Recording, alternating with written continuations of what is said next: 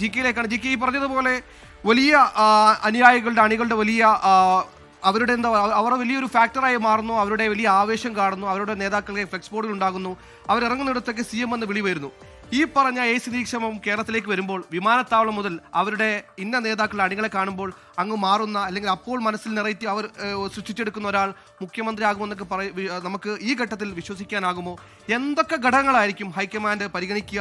ജനസമ്മതി സ്വാഭാവികമായും അത് പരിഗണിക്കണം. 2 അനുഭവ സമ്പത്തുണ്ട്. 3 ഭരിക്കുക എന്ന് പറഞ്ഞ ഘടകകക്ഷികളടക്കം ചേർത്ത് വെച്ച് അത് പറഞ്ഞതുപോലെ ഒരു ചെറിയ മാലയിൽ ഒരുപാട് കണ്ണികൾ ചേർത്തുകൊണ്ട് കൊണ്ടു നടക്കേണ്ട സംവിധാനമാണ്. അപ്പോൾ എന്തൊക്കെ ഘടകങ്ങളായിരിക്കും ഹൈക്കമാൻഡ് പ്രധാനമായും നിരീക്ഷിക്കുക? സുഹൈൽ, എനിക്ക് തോന്നുന്നു കേരളത്തിലെ ഭാവി മുഖ്യമന്ത്രി ആരാകണം എന്നത് സംബന്ധിച്ച് ഇപ്പോൾ കോൺഗ്രസിൽ നടക്കുന്ന തർക്കത്തിൽ കേരളത്തിന്റെ പൊതുസമൂഹത്തിന് ഗാലറിയിൽ ഇരുന്ന് കളി കാണുന്ന കാണികളുടെ പങ്കേ ഉണ്ടാകേണ്ടതുള്ളൂ എന്ന അഭിപ്രായമാണ് എനിക്കുള്ളത്.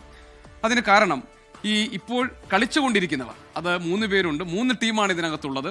അതിൽ ആർപ്പ് വിളിക്കുന്നവരും ആഘോഷം നടത്തുന്നവരും തോരണങ്ങളുമായി ഈ ആളുകൾക്ക് വേണ്ടി ജയ് വിളിക്കുന്നവരുമൊക്കെ ആ സംഘത്തിന്റെ ഭാഗമാണ് എന്ന് ഞാൻ ഉദ്ദേശിച്ചത് ആ പാർട്ടിയിലെ ആളുകളാണ്. അല്ലാതെ കേരളത്തിലെ പൊതുസമൂഹത്തിന്റെ പൊതുവികാരമോ അത് VS-ന്റെ സ്ഥാനാർത്ഥിത്വത്തിന് വേണ്ടി വന്നതുപോലെയുള്ള പൊതുവായി ഒരു കേരളത്തിന്റെ സമൂഹത്തിൽ നിന്ന് ഉയർന്നു വരുന്ന ഒരു പിന്തുണയോ അല്ലെങ്കിൽ അവരുടെ ഒരു ഇഷ്ടമോ ആവേശമോ ഒന്നുമായി അത് ഇതുവരെ രൂപാന്തരപ്പെട്ടിട്ടില്ല എന്നാണ് ചുരുക്കി പറഞ്ഞാൽ. ജനങ്ങളല്ല എന്നാണ് എന്റെ വിലയിരുത്തൽ, എന്റെ കാഴ്ചപ്പാടും. അതാണ് ഞാൻ പറഞ്ഞത്. ഇതിൽ ഗാലറിയിൽ ഇരുന്ന് കളി കാണുന്ന ഒരു റോളാണ് കേരളത്തിന്റെ പൊതുസമൂഹത്തിനുള്ളത്. എന്താണ് കേരളത്തിൽ ഈ വിധിയെഴുത്തിലൂടെ നൽകിയ സന്ദേശം? അതൊറ്റ ഒന്നേ ഉള്ളൂ. കേരളത്തിൽ ഇതുവരെ ഉണ്ടായിരുന്ന 10 വർഷം ഭരിച്ച ഇടതു മുന്നണി മാറണം അധികാരത്തിൽ നിന്ന്. പിണറായി വിജയനെതിരായിട്ടുള്ള വികാരം ശക്തമായിരുന്നു. അത് ഈ ജനവിധിയിൽ പ്രകടമാവുകയും ചെയ്തിട്ടുണ്ട്. പിന്നെ ഈ ആളുകൾ പരസ്പരം ഏറ്റുമുട്ടുന്നതും അല്ലെങ്കിൽ ആളുകൾ ഇങ്ങനെ തെരുവിലിറങ്ങുന്നതും ഒക്കെ ജനാധിപത്യമാണോ അല്ലയോ എന്ന് ചോദിച്ചാൽ മറുഭാഗത്ത് പ്രതിപക്ഷ നേതാവിനെ കണ്ടെത്താൻ CPM-ന് കഴിഞ്ഞിട്ടില്ല. CPM-ന്റെ സംസ്ഥാന സെക്രട്ടേറിയറ്റ് ഇന്ന് ഈ തോൽവിയുടെ കാരണങ്ങൾ പരിശോധിച്ച ശേഷം പിന്നീട് ആ യോഗം നടന്നുകൊണ്ടിരിക്കെ തന്നെ ഇടയ്ക്ക് വന്ന് ഈ കാര്യങ്ങൾ മാധ്യമങ്ങളോട് വിശദീകരിക്കാൻ വന്ന സംസ്ഥാന സെക്രട്ടറി MV ഗോവിന്ദൻ പറഞ്ഞത് പാർട്ടിക്കകത്ത് പാർട്ടിയിലെ എല്ലാ ഘടകങ്ങളിലും ബ്രാഞ്ച് തലം മുതൽ ജില്ലാ ഘടകം വരെ ആളുകൾക്ക്, പ്രവർത്തകർക്ക് സ്വതന്ത്രമായും നിർഭയമായും അഭിപ്രായം പറയാനുള്ള അവസരം ഉണ്ടാകും. ഉൾപാർട്ടി ജനാധിപത്യം അവകാശപ്പെടുന്ന CPM-നകത്ത് CPM-ന്റെ സംസ്ഥാന സെക്രട്ടറി പറയാണ് ഇനി ഞങ്ങളത് അനുവദിച്ചു കൊടുക്കാൻ പോകുകയാണ്. അപ്പോൾ ഇത് വലിയ തമാശയാണ് കേരളത്തിൽ നടക്കുന്നത്. അത് 2 ഭാഗത്തും ആ തമാശ നടന്നുകൊണ്ടേയിരിക്കുന്നു. അതുകൊണ്ട് കേരളത്തിന്റെ പൊതുസമൂഹത്തിൽ കാര്യമായ എന്തെങ്കിലും റോൾ ഉണ്ട് എന്ന് ഞാൻ കരുതുന്നില്ല. പക്ഷേ അതേസമയം പ്രസക്തമാണ് മാധ്യമ പ്രവർത്തകർ എന്ന നിലയിൽ, രാഷ്ട്രീയ നിരീക്ഷകർ എന്ന നിലയിൽ എന്താണ് കേരളത്തിൽ ഇപ്പോൾ സംഭവിച്ചുകൊണ്ടിരിക്കുന്നത് എന്നത്. ഇതിൽ വലിയ അത്ഭുതമൊന്നും നമുക്ക് തോന്നേണ്ടതില്ല. ഇങ്ങനെയൊക്കെ തന്നെയാണ് കോൺഗ്രസിൽ എല്ലാ കാലത്തും ഉണ്ടായിരുന്നത്. ഇനി കോൺഗ്രസ് ഉള്ളിടത്തോളം കാലം ഇതൊക്കെ തന്നെയാണ് സംഭവിക്കാനും പോകുന്നത്. ഇവിടെ എന്താണ് പ്രശ്നം? 3 പേരുണ്ട്. 3 പേരും തുല്യമായ രീതിയിൽ അർഹത ഉള്ളവരാണ്, യോഗ്യരായവരാണ് കേരളത്തിന്റെ മുഖ്യമന്ത്രിയാകാൻ. അവിടെ പാർട്ടിക്ക് ഒരു സംവിധാനമുണ്ട്, ഒരു നടപടിക്രമമുണ്ട്. ആ നടപടിക്രമങ്ങളിലേക്ക് കോൺഗ്രസിന്റെ ഹൈക്കമാൻഡ് കടന്നിരിക്കുകയാണ്. അതിന്റെ ഭാഗമായിട്ടാണ് അജയ് മാക്കനും മുകുൾ വാസ്നിക്കും അടങ്ങുന്ന നിരീക്ഷക സംഘം ഇത് അല്പസമയത്തിനകം കേരളത്തിലേക്ക് വന്നിറങ്ങാൻ പോകുന്നത്. അവർ ഇറങ്ങിക്കഴിഞ്ഞാൽ അവർ ചെയ്യുന്നത് സാധാരണ നിലയിൽ ചെയ്യാറുള്ളത് പോലെ തന്നെ MLA-മാരുടെ കണക്കെടുക്കുകയാണ്. നാളെ രാവിലെ 10:30-ക്കാണ് കോൺഗ്രസിന്റെ നിയമസഭാ കക്ഷി യോഗം ചേരുന്നത്. ആ CLP യോഗത്തിൽ ഒരു കണക്കെടുപ്പും ഉണ്ടാകില്ല. അതിലെ അംഗങ്ങളെ അഭിനന്ദിക്കുകയും അവരോട് നിലവിലെ സാഹചര്യങ്ങൾ വിശദീകരിക്കുകയും ഒക്കെയാണ് ഈ സംഘം ചെയ്യാൻ പോകുന്നത്. അതിനുശേഷമാണ് ഒരു ഡോർ ടു ഡോർ കോൺവെർസേഷൻ നടക്കാൻ പോകുന്നത്. ആ ഡോർ ടു ഡോർ കോൺവെർസേഷനിൽ നേരത്തെ ദിലീപ് കുമാർ സൂചിപ്പിച്ചതുപോലെ തന്നെ കേരളത്തിൽ ഈ സംഘടനാ ചുമതല വഹിക്കുന്ന ഈ ദീപാദാസ് മുൻഷിയുടെ സാന്നിധ്യം ഉണ്ടാകരുത് എന്ന ഒരു ആവശ്യം, അതൊരു നിബന്ധന പോലെ, അതൊരു നിർബന്ധ ബുദ്ധിയായി VD സതീശൻ പക്ഷം വെച്ചിട്ടുണ്ടെന്നാണ്.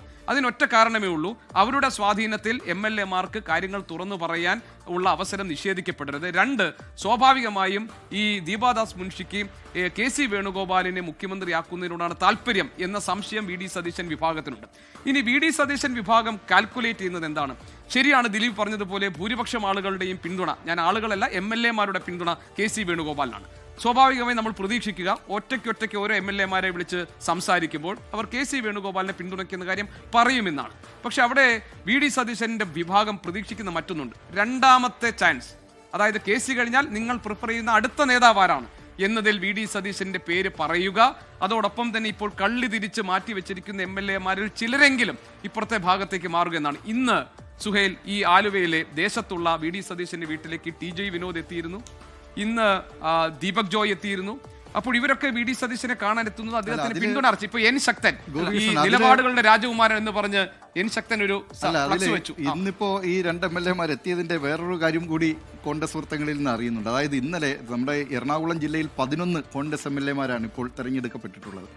അപ്പോൾ ഇന്നലെ വി ഡി സതീശൻ എറണാകുളത്ത് എത്തുമ്പോൾ ഷിയാസ് അല്ലാതെ മറ്റൊരു MLA അവിടെ ഉണ്ടായിരുന്നില്ല. ഷിയാസ് നേരത്തെ തന്നെ ഈ MLA-മാരെ ബന്ധപ്പെട്ടിരുന്നു എന്നാണ് അറിയുന്നത്. വളരെ നമ്മുടെ സ്നേഹപ്രകടനങ്ങൾ അവിടെ അറിയിക്കണം, അതുകൊണ്ട് എല്ലാവരും എത്തണം എന്ന് പറഞ്ഞു. പക്ഷേ ഈ ഹൈക്കമാൻഡ് തലയ്ക്ക് മുകളിൽ അതുമായി ബന്ധപ്പെട്ട കാര്യങ്ങൾ നിൽക്കുന്നത് കൊണ്ട് അത് ഹൈക്കമാൻഡിൻ്റെ ഇംഗിതം കൂടി അറിയട്ടെ എന്ന് പലരും തീരുമാനിച്ചിട്ടുണ്ടാകാം. അത് സംബന്ധിച്ച് ചില അതൃപ്തിയൊക്കെ വന്നപ്പോഴാണ് രാവിലെ 2 പേർ കാണാൻ പോയത് എന്നാണ് അറിയുന്നത്. ഒരു കാര്യം ചോദിക്കട്ടെ, ഇപ്പൊ ഈ പറഞ്ഞതുപോലെ MLA-മാരുടെ പിന്തുണ KCക്ക് കൂടുന്നു എന്ന് പറയും, കൂടുതൽ MLA-മാർ KC അനുകൂലിക്കുന്നു എന്ന് പറയുന്നു. അതിന്റെ പ്രധാന ഘടകം ഈ പറയുന്ന സ്ഥാനാർത്ഥി പട്ടിക തയ്യാറാക്കുമ്പോൾ സ്വാഭാവികമായ ഒരു ഇൻഫ്ലുവൻസ് അവിടെ KC വേണുഗോപാൽ നടത്തിയിട്ടുണ്ടാകും.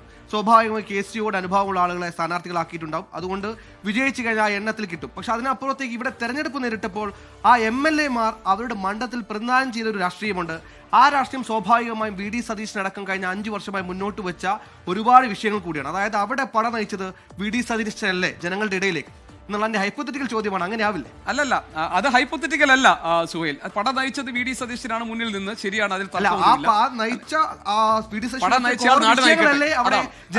അതാണ് ഞാൻ പറഞ്ഞത്. അതായത് ഇതിപ്പോൾ ഞാൻ കോൺഗ്രസിനകത്തെ ഒരു മുതിർന്ന നേതാവുമായി സംസാരിച്ചപ്പോൾ, പേര് പറയാൻ ഞാൻ മടിക്കുന്നത് എനിക്ക് ഭയം ഉണ്ടായിട്ടല്ല, പക്ഷെ ആ നേതാവ് ഇത് നിങ്ങളോട് പേഴ്സണലായിട്ട് പറയാ ചില കാര്യങ്ങൾ എന്ന് പറഞ്ഞതുകൊണ്ടാണ്. അദ്ദേഹം പറഞ്ഞൊരു കാര്യം, പട നയിച്ചത് എന്നത് യഥാർത്ഥത്തിൽ കേരളത്തിന് മുഖ്യമന്ത്രിയാകാൻ ഒരു യോഗ്യതയോ മാനദണ്ഡമായി കാണാൻ പറ്റില്ല എന്നാണ്. അതിന് കാരണം പറഞ്ഞത്, ഈ ബൂത്ത് തലത്തിൽ ഉൾപ്പെടെ ആളുകൾ ധാരാളം പണിയെടുത്തിട്ടുണ്ട്. പണിയെടുത്ത ആള് ഇനി ഈ മുഖ്യമന്ത്രി ആകട്ടെ എന്ന് പറയുന്ന ആ അവകാശവാദത്തോട്, അല്ലെങ്കിൽ അതൊരു ന്യായമായി അവതരിപ്പിക്കുന്നത് കാര്യമില്ല. കോൺഗ്രസിനകത്ത് അത് ഇന്ന് രമേശ് ചെന്നിത്തലയുടെ ഒരു പ്രതികരണമുണ്ട്. സമൂഹ മാധ്യമങ്ങളിലെ പോസ്റ്റ് നോക്കിയിട്ടോ ഉയരുന്ന ഫ്ലക്സ് ബോർഡുകൾ നോക്കിയിട്ടാണോ കേരളത്തിൽ കോൺഗ്രസിന്റെ മുഖ്യമന്ത്രി തീരുമാനിക്കുന്ന ചോദ്യം ന്യായമാണ്.